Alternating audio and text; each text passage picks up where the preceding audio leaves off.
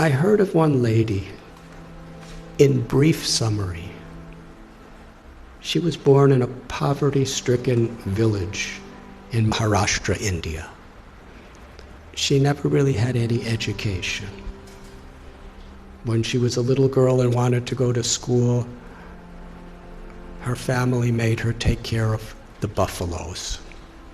When she was 8 years old, she was married. I think actually she was 9 years old. She was married to a man who was about 30.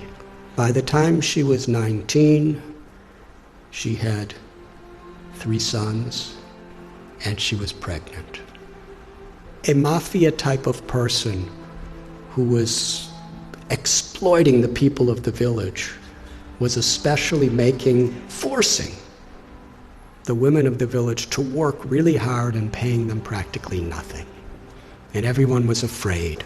But Sindhu told the local collector, who was overseeing the police, and that person was stopped from what he was doing. But he was so angry. He went and told Sindhu husband a lie. He said, "You are such a fool. Your wife is having affairs with so many men. In fact, the child that is within her womb is my child, not yours. I've been having sex with her. If you don't kill the child and kill her, I will kill you." So the husband, the girl's 19 years old, he kicked her in the chest, not in the chest, in the stomach, repeatedly, to kill her and the child. She laid unconscious. He thought she was dead. So he dragged her to a cow shed where a whole herd of cows are being kept, thinking that people will feel that the cows just trampled her and that's how she died. So she laid there unconscious. And when she woke up, she said, she found one cow standing right above her, protecting her. There were all these buffaloes and oxen and cows walking, and they would have certainly trampled her. But this cow was keeping everything away from her. And even when the in-laws came to make sure she was dead, the cow chased them away with their horns and stood over her. She came to consciousness and gave birth to a baby girl under the cow. And she said she took a rock and cut her umbilical cord. Took about 20 slices to get free from it. And for hours and hours, the cow protected. And Sindhu, when she got enough strength, she embraced the cow and promised, "As you protected me when I was in great need, I will protect others who are in need." It's a long story, but no one would have her back. Her own family rejected her, her biological family, because according to their tradition, once you're married, you could never come back home. A foolish tradition, as many are these days. In order to not be exploited, she was sleeping in a crematorium with her little baby child. And she would collect wheat that people would put around the dead bodies, and she'd mix it with water and cook it on the fires of the dead corpses. It became such a depressing life for her. She decided, I don't want my child to live like this. So she was going to commit suicide. She went to a railway track with her child in her arms and laid waiting for the train to crush them. But as she was laying there, she heard someone crying in anguish. So she got up and she found an old man who was crying out. He was crippled. He was very, very invalid. He was crying for some food and water, so she went and begged and got him food and water. And she was thinking that old man was the voice of God. She called Krishna. She said, was telling me that I had a higher purpose in life than to commit suicide. I have something to do, something to contribute to this world. But then later in the day, she was sitting in a field wondering, what am I going to do? I have nothing. I have no one. How can I help anyone? She was under a tree, and she saw that there was a branch of the tree that a woodsman with an axe had violently cut. The branch was just hanging by a single string. But that branch was giving her and her child shade. So she was thinking, this is the answer. However much I have been beaten down, still I could do something for others. So she started going and finding homeless, abandoned, orphan children. And she became their mother, taking care of them.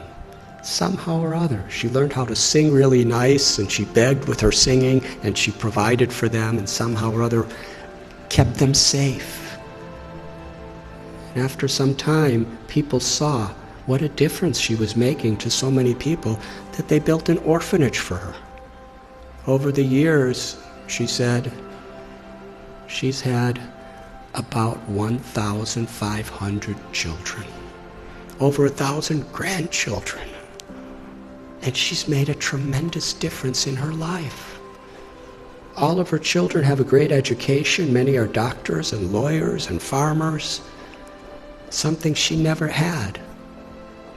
She's won so many awards internationally for her accomplishments.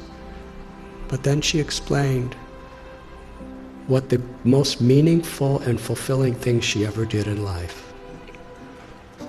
Years and years later, after the president of India gave her awards and governors of states and international awards, this really old man came to her orphanage.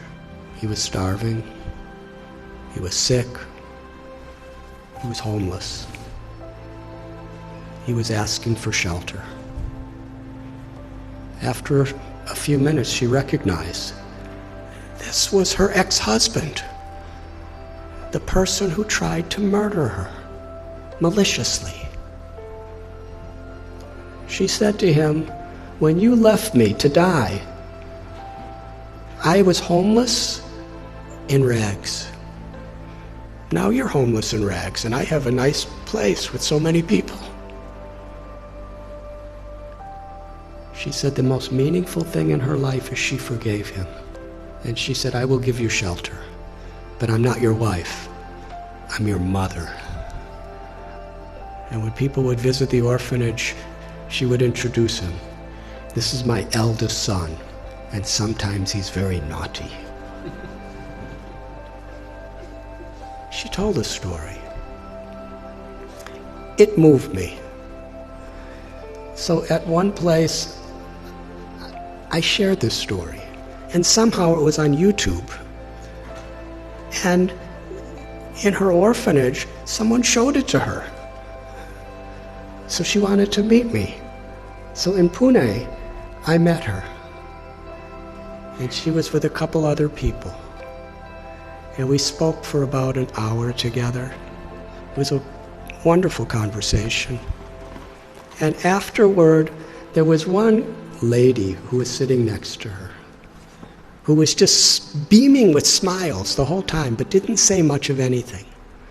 And when I was just about to leave, Sindhu said, I want to introduce you to this girl. She's the one who was born under the cow.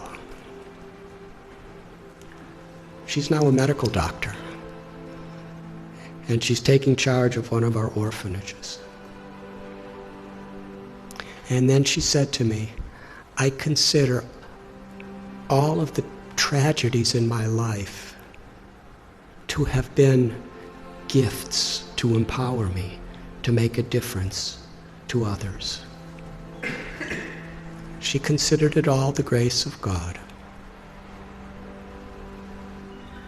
She said, "My life has been a road with many thorns, but I made friends with those thorns, and my life became beautiful, and I could give beauty to so many other people's lives." That's one little example of influence without affluence. The power of compassion is far greater than anything that money can do. But when money and knowledge and strength and skills are built on the foundation of that compassion, then not only is our own life enriched beyond our comprehension, but we could make such a difference. We can have such an influence in the world. Each and every one of us, whoever we are. Because everyone is so inherently special. And nothing and no one can take that away from us, as long as we are aware. To be an instrument of compassion, an instrument of grace, is the true influence, beyond affluence. Thank you very much.